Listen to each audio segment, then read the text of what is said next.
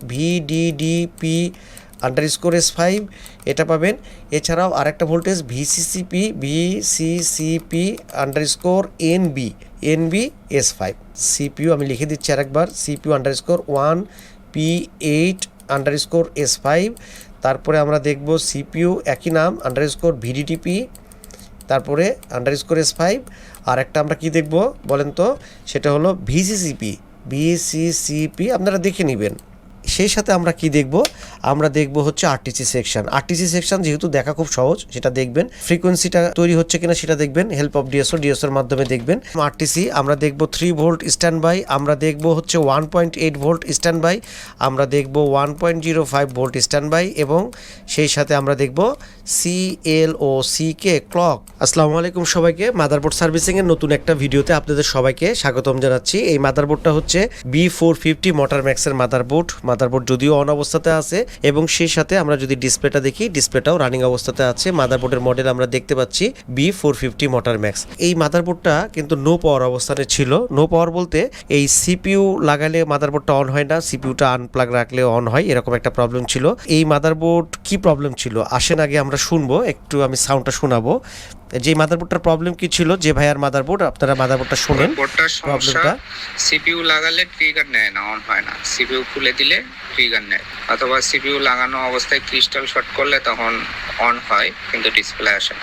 Okay fine. আসলে ভাইয়া যে কথাটা বলতেছিল যে যদি সিপিইউটা লাগানো হয় তখন মাদারবোর্ডটা অন না হলে ক্রিস্টাল যেটা আছে, ক্রিস্টালটা শর্ট করলে মাদারবোর্ড অন হয় কিন্তু মাদারবোর্ডে ডিসপ্লে আসে না। আসলে শর্টিং ওইভাবে করে মাদারবোর্ডে ডিসপ্লে আসবে না, একদম সিকোয়েন্স অনুযায়ী তাকে মানে ফ্রিকোয়েন্সি তৈরি হতে হবে, তারপরে কিন্তু ডিসপ্লেটা আসবে। তো এই মাদারবোর্ডের বোর্ড ভিউ এবং ডায়াগ্রাম দুটাই আছে আমার সামনে, আমি বুঝাই দেবো আপনাদেরকে যে মাদারবোর্ডটা যখন নো পাওয়ার অবস্থানে থাকবে এই ধরনের মাদারবোর্ডগুলো, তখন আমরা কোন কোন জিনিসকে চেক করব স্টার্টিংয়ে। তো আমরা জানি যে মাদারবোর্ডের নো পাওয়ারের ক্ষেত্রে অবশ্যই আমরা শর্টিংটা তো দেখবই, সেই সাথে আরটিসি সেকশন দেখব।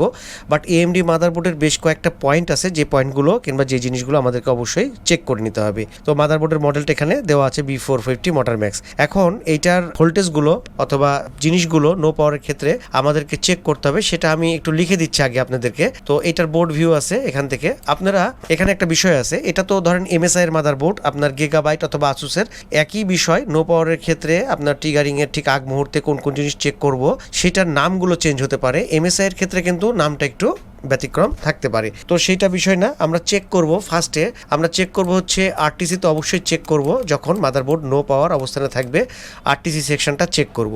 এখন এই আরটিসি সেকশন এই মাদারবোর্ডের কোথায় আছে সেই জিনিসটা আপনি মাদারবোর্ডে যদি খুব বুঝতে অসুবিধা হয় বোর্ড ভিউ দেখবেন এবং সেই সাথে ডায়াগ্রামে আপনি চেক করতে পারবেন। এছাড়াও দেখতে হবে আমাদেরকে মাদারবোর্ডের, আমি মাদারবোর্ডটা বন্ধ করতেছি, 3 ভোল্ট স্ট্যান্ড বাইটা জেনারেট হচ্ছে কিনা। আমরা সাইড থেকে একটু ডিবাগ কাটে দেখাবো মাদারবোর্ডে 3 ভোল্ট স্ট্যান্ড বাই জেনারেট হচ্ছে কিনা, এটা আমরা দেখবো। আমাদের এই কার্ডটা আছে বিধায় আমরা এটা দেখতে পাচ্ছি, কিন্তু যদি না থাকে, এই কার্ড না থাকে, তাহলে 3 ভোল্ট স্ট্যান্ড বাই আমরা কোথায় চেক করব সেটা বোর্ড ভিউয়ে কিন্তু আপনি দেখতে পাবেন, মানে 3 ভোল্ট স্ট্যান্ড বাইটা তৈরি হচ্ছে। তো আমি জাস্ট খালি আপনাদেরকে এই সোর্সটা মানে এটার ইয়াটা বলে দিচ্ছি, সিকোয়েন্সটা, যে আমরা কোন কোন জিনিসকে অবশ্যই চেক করব এবং সেই জিনিসগুলোর নাম কিন্তু আমরা অনেকে জানি না। যেটা বলতেছিলাম আরটিসি, আমরা দেখব 3 ভোল্ট স্ট্যান্ড বাই, আমরা দেখব হচ্ছে 1.8 ভোল্ট স্ট্যান্ড বাই, আমরা দেখব 1.05 ভোল্ট স্ট্যান্ড বাই এবং সেই সাথে আমরা দেখব CLOCK ক্লক, কত দেখব 32.7 কিলোহার্টজ।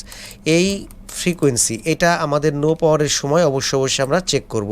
এখন এই জিনিসটা 3 ভোল্ট স্ট্যান্ড বাইটা তো আর দেখবই, তো 1.8 ভোল্ট স্ট্যান্ড বাই এবং 1.05 স্ট্যান্ড বাই এটা কিন্তু আমরা ডায়াগ্রাম থেকেও দেখে নিতে পারবো।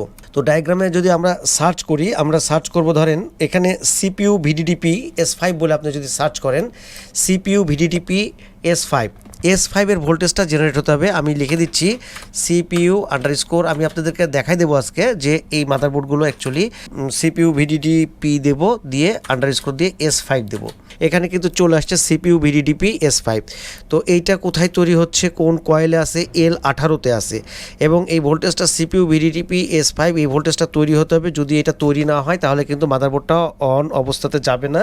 তো সেই ক্ষেত্রে আমরা যদি L18টা দেখি, L18 এটা হলো এখানকার পজিশনে আছে, আমরা ভোল্টেজটা দেখব। মাদারবোর্ডটা অফ কন্ডিশনে আছে কিন্তু আমরা কি দেখব, আমরা হচ্ছে ভোল্টেজটা দেখব। এই ভোল্টেজটা তৈরি হতে হবে।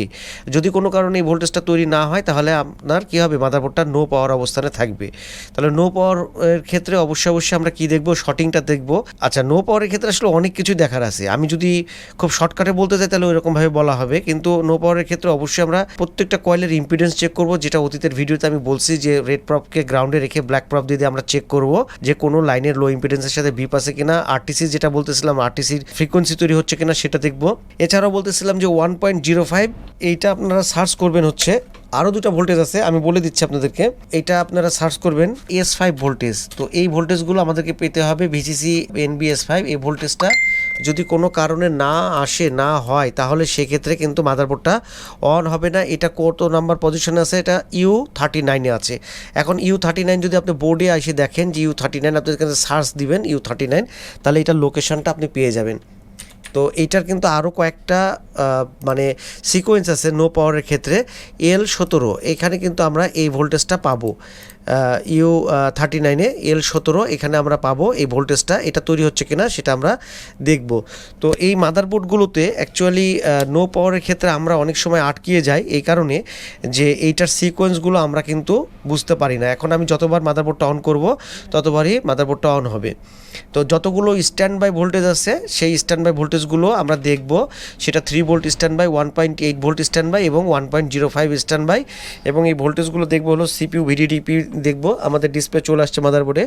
সিপিইউ 1P8S5 দেখতে পাবেন আপনি এখানে ডায়াগ্রামে দেখবেন, এখানে ডায়াগ্রামে দেখবেন S5 দিয়ে CPU আন্ডারস্কোর এখানে লিখবেন আপনারা। আমি একটু আরেকটা দেখাই দিই ভোল্টেজ। CPU আন্ডারস্কোর আসলে এভাবে দেখানো হয় না, আপনারা বলেন যে আসলে এগুলো এইভাবে দেখানোর জন্য, আপনাদের জন্য আমি মূলত এইভাবে করতেছি। তো আন্ডারস্কোর S5 এই ভোল্টেজগুলো তৈরি, S5 এর যে ভোল্টেজগুলো মোট কথা আপনারা দেখতে পাবেন, এগুলো দেখবেন। যদি কোনো কারণে এই ভোল্টেজটা তৈরি না হয়, S5 ভোল্টেজটা তৈরি না হয়, তাহলে কিন্তু কোনো অবস্থাতে মাদারবোর্ড কি হবে না, রান হবে না। তো এই ভোল্টেজটা আমরা সার্চ দিচ্ছি। এটা তৈরি হচ্ছে U42 থেকে এবং U42 L17 এই যে কয়েল পজিশন হলো, এটা কয়েল, L মানে হলো কয়েল, L মানে কয়েল। এই কয়েলের U17-তে CPU 1P8 মানে 1.8 S5 ভোল্টেজ। S5 ভোল্টেজগুলো যেগুলো আমি বলতেছিলাম নামগুলো হচ্ছে 1.8 স্ট্যান্ড বাই ভোল্টেজটা হলো CPU 1P8 S5। CPU আমি লিখে দিচ্ছি আন্ডারস্কোর VDDP আন্ডারস্কোর S5 এটা পাবেন। এছাড়াও আরেকটা voltage VCCP underscore NB S5। তাহলে আমরা S5 কটা পাইলাম বলেন তো? S5 সরি, এখানে আসলে অনেক লেখা হয়ে গেছে। স্ট্যান্ড বাই ভোল্টেজের আমরা নাম যেগুলো পাচ্ছি, CPU আমি লিখে দিচ্ছি আরেকবার, CPU underscore 1P8 underscore S5। তারপরে আমরা দেখব CPU একই নাম আন্ডারস্কোর VDDP, তারপরে আন্ডারস্কোর S5। আর একটা আমরা কি দেখব বলেন তো?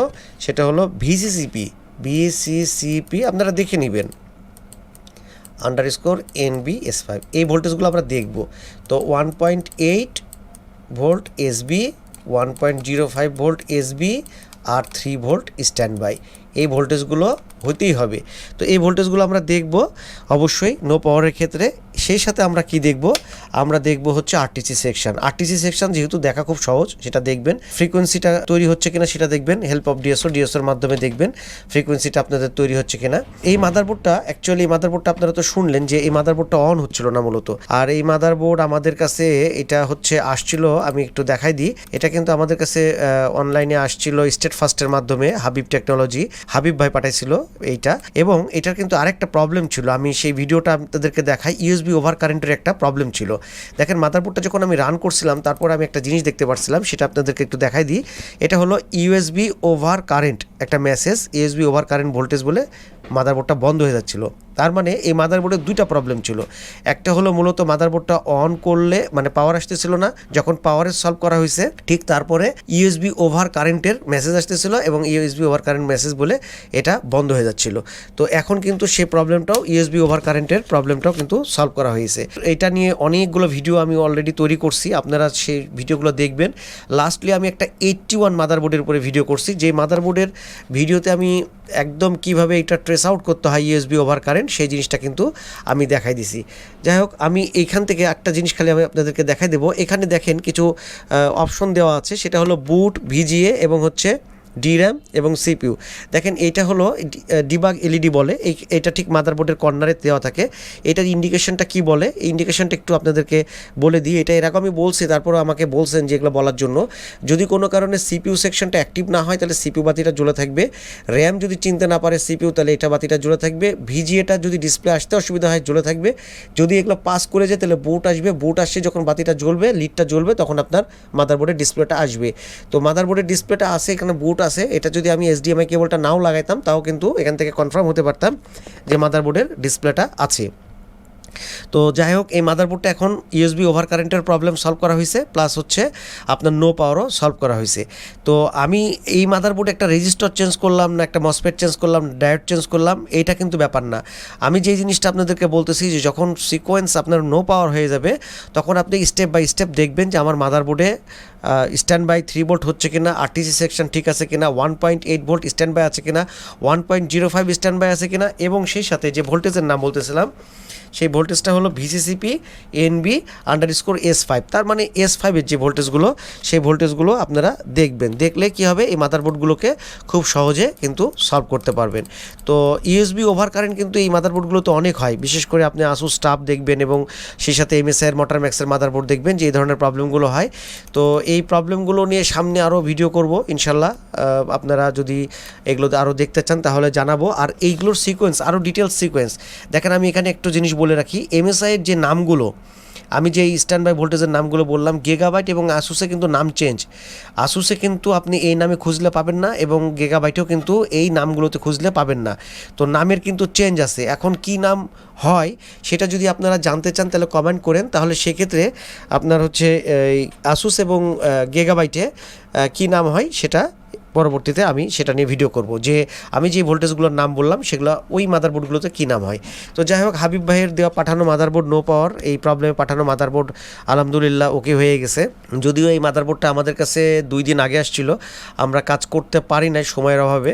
এটা এখন অলমোস্ট ওকে। আর আপনাদের যদি USB ওভার কারেন্ট ভোল্টেজের এরকম মেসেজ এসে মাদারবোর্ড অফ হয়ে যায়, এরকম যদি আপনাদের প্রবলেম হয়, যদি সলভ করতে পারেন আলহামদুলিল্লাহ, কোনো অসুবিধা নাই। আর যদি কোনো কারণে আপনাদের প্রবলেম এরকম হয় যে সেটা সলভ করতে পারতেছেন না, দেখেন USB system will be shut down after 15 seconds, এই মেসেজ বলে মাদারবোর্ড কিন্তু বন্ধ হয়ে যাচ্ছিল। তো এখন কিন্তু আর বন্ধ হচ্ছে না। তো এই প্রবলেমগুলো, USB ওভার কারেন্টের এই প্রবলেমটা খুব সহজে সলভ করা যায়। যদি এই ধরনের প্রবলেম হয় আমাদের সাথে কন্ট্যাক্ট করতে পারেন। আমাদের shop address Munna computers, new market, Rajshahi. তো আজকের ভিডিও এই পর্যন্তই। ডিবাগ এলইডি সম্পর্কেও যতটুকু সম্ভব ইনফরমেশন দিলাম। তারপরেও যদি আপনারা এই ডিবাগ এলইডি সম্পর্কে আরও কিছু জানতে চান এটার সম্পর্কে, তাহলে সেক্ষেত্রে অবশ্যই কমেন্ট করেন। আর একটা জিনিস হচ্ছে, বায়োস আপডেট করতে গিয়ে অনেক ভাইয়ের হচ্ছে ডিসপ্লে চলে যায়। তো সেক্ষেত্রে ভাইরা কি করবে, আমাকে অনেকে বলছেন যে ভাই আমার ডিসপ্লে বায়োস আপডেট করতে গিয়ে ডিসপ্লে চলে গেছে, আমি সেক্ষেত্রে কি করতে পারি। আসলে ডিসপ্লে চলে গেলে তখন আর করার কিছু থাকে না। ডিসপ্লে যাওয়ার আগে আপনি পেন ড্রাইভ দিয়ে আপনি বায়োসটাকে আপডেট করতে পারবেন। আর যদি ডিসপ্লে চলে যায় তাহলে বায়োসটাকে রিমুভ করে প্রোগ্রামার দিয়ে, এই যেটা বায়োসটাকে প্রোগ্রামার দিয়ে রিমুভ করে প্রোগ্রামার দিয়ে প্রোগ্রাম করে আপনাকে এখানে কানেকশন করতে হবে। তো এটা ছিল আজকের ভিডিও সম্পর্কে আপনারা অবশ্যই কমেন্ট করবেন। আর AMD মাদারবোর্ডের সিকোয়েন্স সম্পর্কে যদি জানতে চান তাহলে অবশ্যই কমেন্ট করবেন। তো আজকের মতন ভিডিও এখানেই শেষ করব গাইস। অনেকটা সময় নিয়ে আজকের এই ভিডিওটা দেখলেন, আপনাদের মূল্যবান সময়, সেজন্য অসংখ্য ধন্যবাদ। আর আমাদের ভিডিও যদি ভালো লাগে তাহলে কি করবেন, একটা লাইক দিয়ে দিন। আর আমাদের এই ছোট্ট চ্যানেলে আপনারা যারা নতুন এখনো সাবস্ক্রাইব করেন নাই, অবশ্যই চ্যানেলটা সাবস্ক্রাইব করে পাশে থাকবেন। তো কথা হবে গাইস অন্য কোনো ভিডিওতে, সে পর্যন্ত সবাই ভালো থাকবেন সে আশায় আজকের মতন আল্লাহ হাফেজ, আসসালামু আলাইকুম।